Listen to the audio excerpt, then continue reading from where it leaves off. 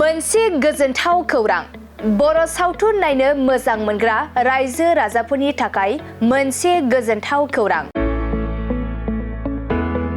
खम बेसेननि गेजेरजोंनो नोंथाङा नायनो हागोन बर'नि गासै गोजाम गोदान सावथुनफोरखौ।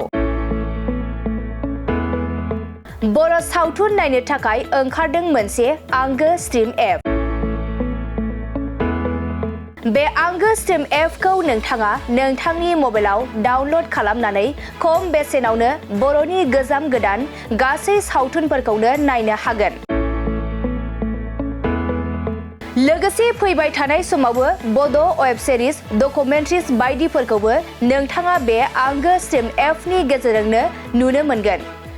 बेनि अनगायैबो बर' सावथुननि दिहुनगिरिफोराबो बे आंगो स्ट्रिम एपआव गाव गावनि सावथुनखौ आपल'ड होनो थाखाय खौरां लाहरनो हागोन। आरो जाय बिथांमोननि सावथुनफोरा इउट्युबाव पाब्लिश जायाखै बिथांमोनाबो बे एपआव आपल'ड होनो थाखाय खौरां लाहरनो हागोन।